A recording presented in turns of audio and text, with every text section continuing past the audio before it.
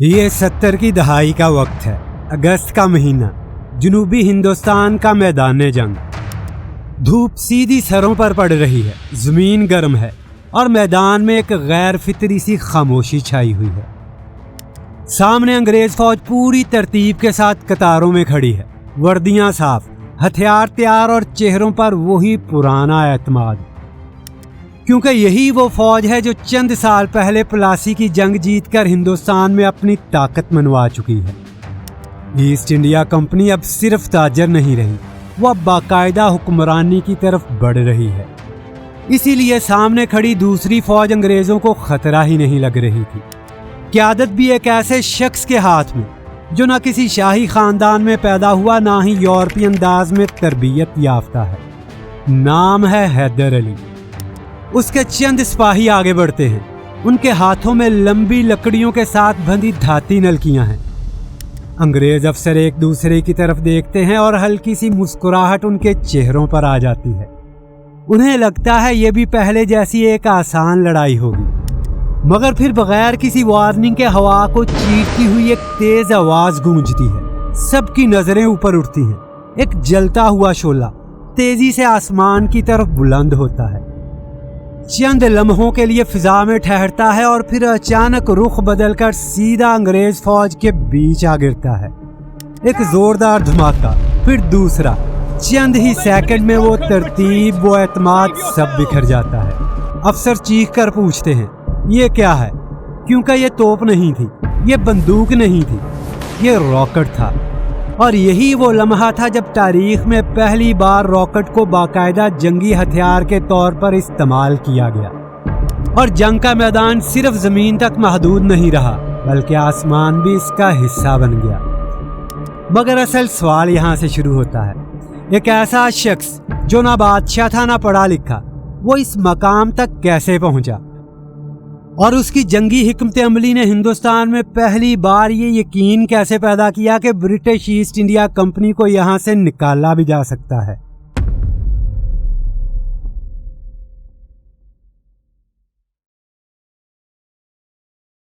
یہ کوئی عام جنگ نہیں تھی اور نہ ہی یہ کوئی اچانک ہونے والا حملہ تھا۔ 1767 تک حالات کھلی جنگ میں بدل چکے تھے۔ ایسٹ انڈیا کمپنی جنوب میں اپنی طاقت بڑھا رہی تھی اور حیدر علی پہلے ہی اس توسیع کو روکنے کی مکمل تیاری کر چکے تھے۔ فرق صرف یہ تھا کہ انگریزوں کو اندازہ ہی نہیں تھا کہ وہ کس قسم کی فوج کا سامنا کرنے جا رہے ہیں۔ اس وقت حیدر علی کے پاس تقریباً 50,000 سپاہیوں پر مشتمل ایک منظم فوج موجود تھی، مگر یہ ایک عام روایتی ہندوستانی فوج نہیں تھی۔ اس کی تربیت فرانسیسی افسران نے کی تھی، اس کا توپ خانہ یورپی معیار کا تھا اور اس کے ہتھیار کمپنی کی توقع سے کہیں زیادہ جدید۔ فرانسیسی مورخ ژان میرے لوفون کے مطابق یہ فوج صرف ہتھیاروں میں نہیں بلکہ حکمت عملی میں بھی کئی مواقع پر انگریزوں سے آگے تھی۔ اسی تیاری کا نتیجہ تھا کہ میدان میں استعمال ہونے والے یہ راکٹ کوئی تجربہ نہیں تھے بلکہ ایک مکمل فوجی نظام کا حصہ تھے۔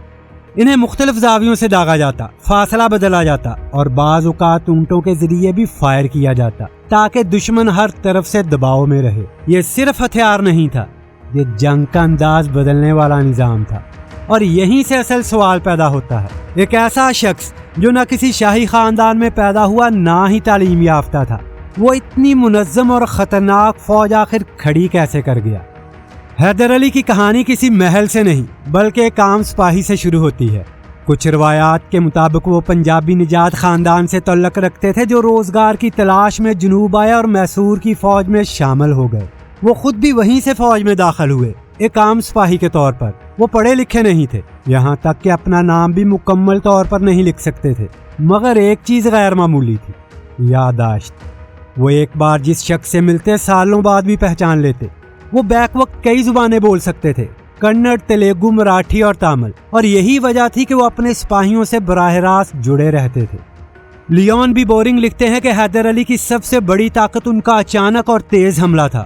وہ دشمن کو سوچنے کا وقت نہیں دیتے تھے، اور یہی انداز آہستہ آہستہ ایک عام سپاہی کو ایک خطرناک کمانڈر میں بدل رہا تھا۔ اسی دوران بر صغیر میں ایک اور بڑی تبدیلی ہو چکی تھی۔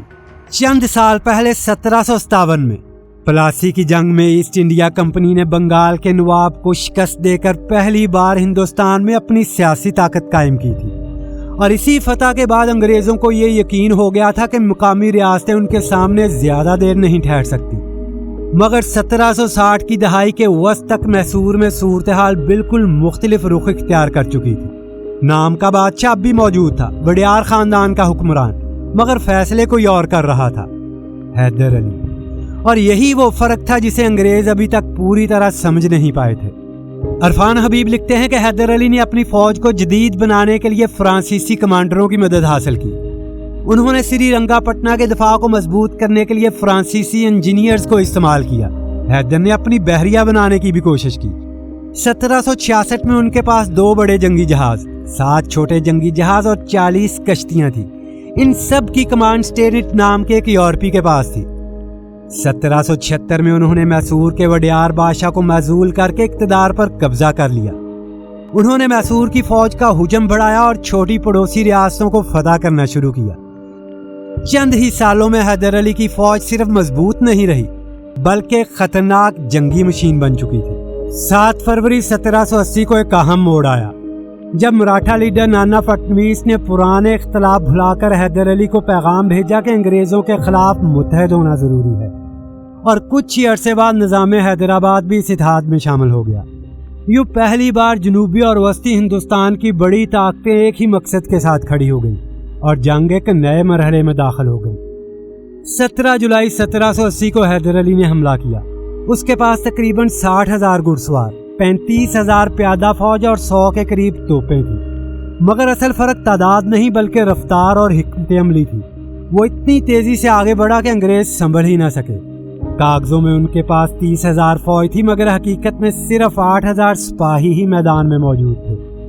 اسی دوران انگریزوں نے منصوبہ بنایا کہ جنرل ہیکٹر مینرو جنوب سے اور کرنل ولیم بیلی شمال سے آ کر ایک جگہ جمع ہوں گے، مگر یہی منصوبہ ان کی کمزوری بن گیا۔ شدید بارش اور دریا میں طغیانی کی وجہ سے بیلی کو فوج پار کرانے میں 11 دن لگے، اور یہی وہ موقع تھا جسے حیدر علی نے فوراً استعمال کیا۔ اس نے ٹیپو سلطان کو تقریباً 11,000 فوج کے ساتھ دونوں برطانوی دستوں کے درمیان بھیج دیا، اور یوں انگریزوں کی فوج 2 حصوں میں تقسیم ہو گئی، بیلی الگ اور مینرو الگ۔ 6 ستمبر 1780 کو بارش کے دوران بیلی کی فوج پر حملہ ہوا۔ پہلے فاصلے سے فائرنگ کی گئی، پھر اسے مکمل طور پر گھیر لیا گیا۔ بیلی کو ڈھول کی آواز سنائی دی تو اسے لگا کہ مدد آ رہی ہے، مگر سامنے حیدر علی کی تقریباً 25,000 فوج کھڑی تھی اور اب واپسی کا کوئی راستہ نہیں تھا۔ چند ہی لمحوں میں گھڑ سواروں نے چاروں طرف سے گھیر لیا اور تقریباً 50 توپوں سے فائر کھول دیا۔ بیلی کی فوج کے پاس جواب نہیں تھا۔ جب گولہ بارود ختم ہوا تو اس نے ہتھیار ڈالنے کی کوشش کی، مگر بہت دیر ہو چکی تھی۔ لڑائی تباہی میں بدل گئی۔ سپاہی لاشوں کے نیچے دب گئے، کچھ دم گھٹنے سے مر گئے اور کئی ہاتھیوں تلے کچلے گئے۔ 86 افسران میں سے 36 مارے گئے، 34 زخمی ہوئے اور 16 قیدی بنائے گئے۔ بیلی خود شدید زخمی ہوا اور اسے قید کر لیا گیا، جبکہ تقریباً 7,000 برطانوی سپاہی گرفتار ہو گئے۔ یہ وہ لمحہ تھا جب پہلی بار انگریزوں نے حقیقی شکست دیکھی۔ مورخ مایا جیسنف کے مطابق اگر حیدر علی اسی رفتار سے آگے بڑھتا تو وہ مدارس تک پہنچ سکتا تھا، مگر اس نے اپنی فوج کو محفوظ رکھنے کے لیے حکمت عملی بدلی اور براہ راست فیصلہ کن حملوں کی بجائے محدود حملوں کی پالیسی اختیار کی، اور یہی فیصلہ آگے چل کر پوری کہانی بدلنے والا تھا، کیونکہ اسی دوران برطانوی گورنر جنرل وار ہیسٹنگ نے ایک اور چال چلی۔ اس نے مراٹھوں کے ساتھ حیدر علی کا اتحاد توڑنے کی کوشش کی اور آخر کار مہاجی سندھیا کے ساتھ معاہدہ کر کے مراٹھوں کو اپنی طرف کر لیا۔ یوں وہ اتحاد جس نے انگریزوں کو ہلا کر رکھ دیا تھا آہستہ آہستہ ٹوٹنے لگا۔ یہ صرف ایک سیاسی چال نہیں تھی بلکہ طاقت کا توازن بدلنے کی شروعات تھی۔ مورخ ڈیر رمپل کے مطابق اگر 1780 میں یہی دباؤ برقرار رہتا تو ممکن تھا کہ انگریز ہمیشہ کے لیے ہندوستان چھوڑ دیتے، مگر ایسا نہ ہو سکا، اور یہی وہ موقع تھا جو ضائع ہو گیا۔ اور پھر کہانی ایک اور موڑ لیتی ہے۔ جس شخص نے انگریزوں کو جھکنے پر مجبور کیا تھا، اب وہ خود ایک ایسی لڑائی لڑ رہا تھا جس کا میدان جنگ نہیں تھا۔ 1782 کے دوران اس کی کمر میں ایک معمولی سا پھوڑا ظاہر ہوا جو آہستہ آہستہ ایک سنگین بیماری میں بدل گیا، اور بعد میں معلوم ہوا یہ کینسر ہے۔ یہی بیماری اس کی طاقت اور رفتار کو کمزور کرنے لگی۔ 7 دسمبر 1782 کو تقریباً 60 سال کی عمر میں حیدر علی کا انتقال ہو گیا۔ یہ صرف ایک انسان کی موت نہیں تھی بلکہ ایک ایسی قوت کا خاتمہ تھا جس نے پہلی بار انگریزوں کو یہ احساس دلایا تھا کہ انہیں شکست دی جا سکتی ہے۔ اور یہی وہ لمحہ تھا جہاں ایک کہانی ختم ہوئی اور دوسری شروع، ٹیپو سلطان کی۔